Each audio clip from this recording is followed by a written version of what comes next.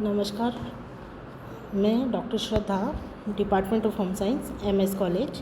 आज के हमारे चैप्टर का टॉपिक है कला के तत्व। घर को सजाने संवारने की कला को आंतरिक सज्जा या गृह सज्जा कहते हैं। किसी वस्तु का सौंदर्य उसके अच्छे आकार, रंग, रूप तथा गठन आदि पर निर्भर करता है। इसे हम कला के तत्व कहते हैं। अपने विचारों तथा मन के भावों को इस ढंग से व्यक्त करना जिससे आनंद प्राप्त हो, कला कहलाता है। इसलिए एक कलाकार अपनी बनाई हुई वस्तु से आनंद प्राप्त करता है।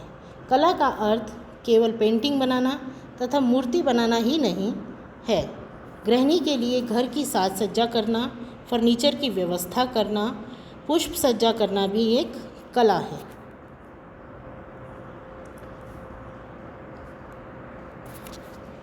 कला के विभिन्न तत्व हैं, जैसे रेखा, रचना, गठन या बनावट, आकृति, रंग और आकार। इन कला के तत्वों का सिद्धांतों के अनुसार अनुरूपता, संतुलन, लय, अनुपात, दबाव के अनुसार उपयोग करके हम कला के लक्ष्यों को प्राप्त कर सकते हैं। कला के लक्ष्य हैं क्रियाशीलता, सौंदर्य और अभिव्यक्ति। आज हम कला के विभिन्न तत्वों में प्रथम तत्व रेखाओं के बारे में पढ़ेंगे।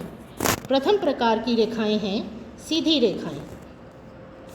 सीधी रेखाएं गौरव, प्रतिष्ठा, दृढ़ता, सजीवता, क्रियाशीलता, अनुशासन और उच्च भावना का संकेत देती हैं।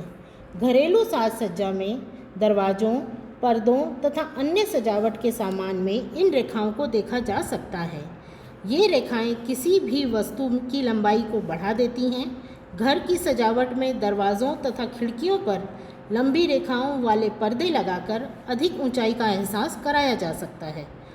भवन कला में ऐसी रेखाएं ऊंचे स्मारक चिन्हों तथा गिरजाघरों, प्रकृति में लंबे लंबे पेड़ों तथा घर की सज्जा में लंबी तस्वीरों, लंबे आईने के माध्यम से दिखाई देती है। द्वितीय प्रकार की रेखाएं हैं पड़ी रेखाएं। ये रेखाएं पृथ्वी के साथ साथ चलती हैं तथा विश्राम, स्थिरता व निष्क्रियता के विचार मस्तिष्क में पैदा करती हैं। इनका प्रयोग कमरे की ऊंचाई के कम और चढ़ाई के अधिक होने का एहसास दिलाता है। भवन कला में ये रेखाएं कम ऊंची इमारतों, घरों में पुस्तकों के रखने के रैक, सोफे, पेटी आदि में तथा प्रकृति में समुद्र या मैदानों के ऊपर डूबते हुए सूर्य में दिखाई देती हैं। तृतीय प्रकार की रेखाएं हैं तिरछी रेखाएं या डायगोनल लाइंस। तिरछी रेखाएं गति तथा शक्ति का भाव पैदा करती हैं। ये सीधी रेखाओं के अनुशासन और पड़ी रेखाओं की स्थिरता में विघ्न डालकर कमरे में बनावटीपन लाती हैं। इससे नीरसता समाप्त होती है और रुचि उत्पन्न होती है। घरों में इन तिरछी रेखाओं को सीढ़ियों तथा पर्दों में देखा जा सकता है।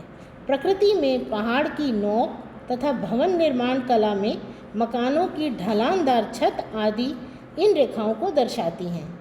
आंतरिक सज्जा में तिरछी लाइनों का उचित प्रयोग आनंद की भावना पैदा करता है, किंतु इनका अत्यधिक उपयोग बेचैनी की भावना उत्पन्न करता है। चतुर्थ प्रकार की रेखाएं हैं गोल अथवा वक्र रेखाएं। वक्र रेखाएं शालीनता तथा लचक बढ़ाती हैं। घरों में इनका प्रयोग फर्नीचर, चित्रकला, खिड़कियों और दरवाज़ों के डिज़ाइन बनाने में किया जाता है। भवन निर्माण कला में इन रेखाओं को वृत्तखंड, गुंबद के रूप में और प्रकृति में बादलों के रूप में दिखाया जाता है। ये लाइंस यौवन, उत्तेजना, आनंद तथा सूक्ष्म चाल की प्रतीक होती हैं।